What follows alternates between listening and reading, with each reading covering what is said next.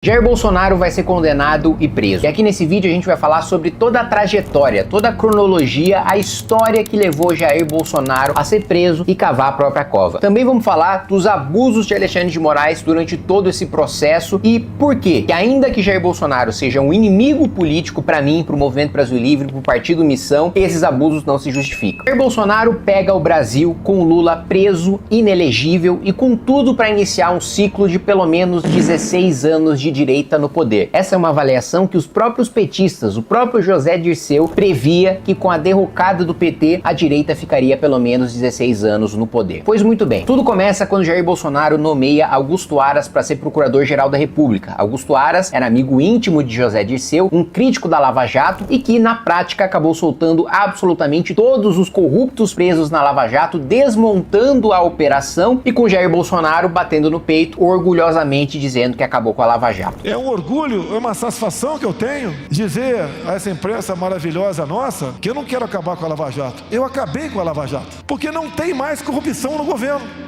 E aí nós tivemos o pior erro de Jair Bolsonaro, que foi nomear Cássio Nunes Marques para o Supremo Tribunal Federal. Cássio Nunes dá vários votos que beneficiam os petistas, mas o principal foi permitir que Lula pudesse disputar as eleições. O julgamento estava empatado e Cássio Nunes, indicação de Jair Bolsonaro, decide devolver os direitos políticos do Lula, votando pela suspeição de Sérgio Moro no processo da Lava Jato. Ou seja, do pior momento do PT, com o PT fraco, com as candidaturas, eu me lembro de pra rua nas eleições municipais e o PT escondendo o vermelho, escondendo a bandeira, muitas vezes até tentando esconder o próprio número. A gente sai desse cenário de um Lula preso e inelegível, com Lula solto, com seus direitos políticos de volta e com Eduardo Bolsonaro comemorando, dizendo que Lula solto é bom para Bolsonaro porque iria reviver o sentimento antipetista. É muito melhor o Lula solto.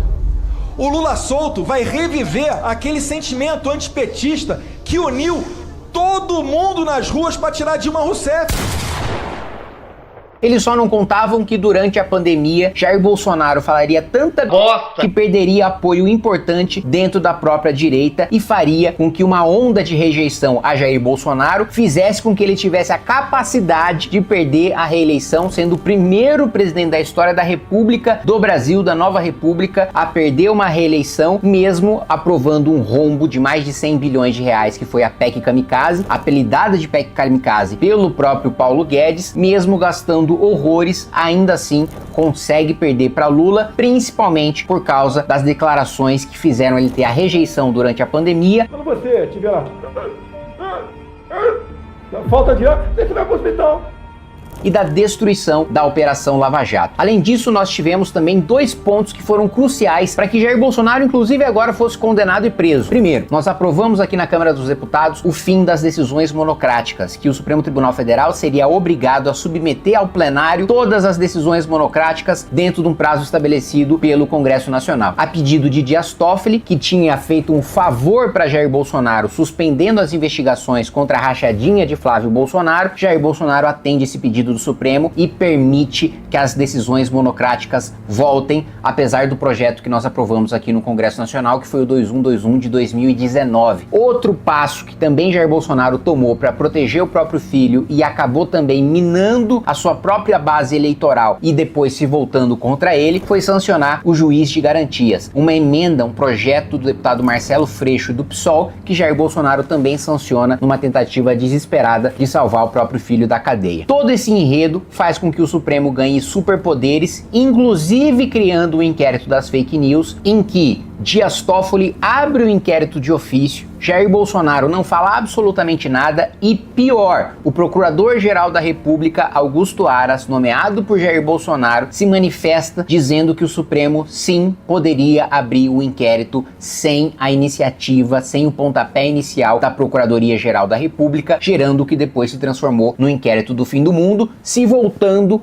contra o próprio Jair Bolsonaro. Tudo isso levou a ele a cavar sua própria cova, a cavar sua própria prisão, que vai ocorrer em razão do julgamento do Supremo Tribunal Federal. Agora, não posso terminar esse vídeo sem falar dos abusos do ministro Alexandre de Moraes durante todo esse processo em que atuou como um verdadeiro inquisidor. E o processo, ele é absolutamente ilegal por várias razões. O primeiro ponto, e um dos mais graves, foi não dar acesso à defesa de Jair Bolsonaro e outros denunciados a todas as provas. As provas foram disponibilizadas em cima da hora, com 80 terabytes de conteúdo para a defesa analisar poucos dias antes de apresentar as suas alegações. Além disso, a suspeição óbvia de Alexandre de Moraes. Se ele é uma das supostas vítimas de todo esse processo, evidentemente ele é suspeito, ele é parcial para fazer esse julgamento e não poderia ser o relator, ele sequer poderia estar na turma de julgamento de Jair Bolsonaro. Outro ponto, mesmo depois da denúncia da Procuradoria-Geral da República, o Supremo Tribunal Federal se negou a conceder as provas para a defesa poder se defender, poder apresentar resposta à acusação.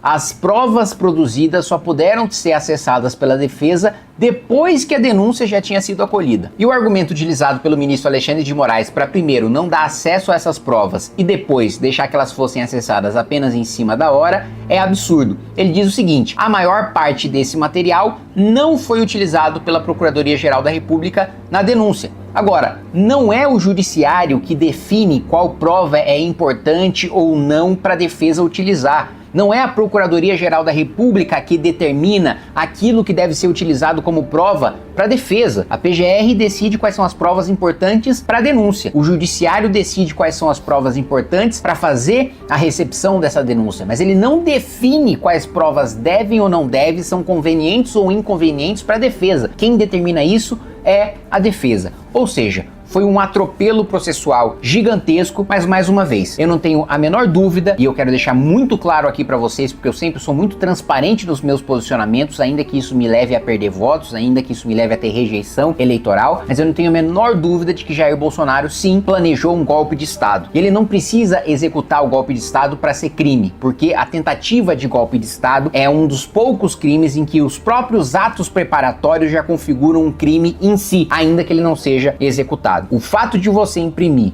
uma minuta de golpe de estado de defesa na impressora do Palácio do Planalto e depois submeter essa minuta aos 3 comandantes das Forças Armadas perguntando se eles apoiariam esse golpe já constitui crime, então eu não tenho a menor dúvida de que Jair Bolsonaro é culpado. Agora, todo o processo conduzido por ele é viciado, é ilegal. Agora ele tá colhendo os frutos dos superpoderes do Supremo que ele não teve coragem de enfrentar enquanto era presidente da República. Gostou dessa análise? Assista às lives no canal do MB Live TV ao meio-dia, 3 horas da tarde e às 18 horas da noite.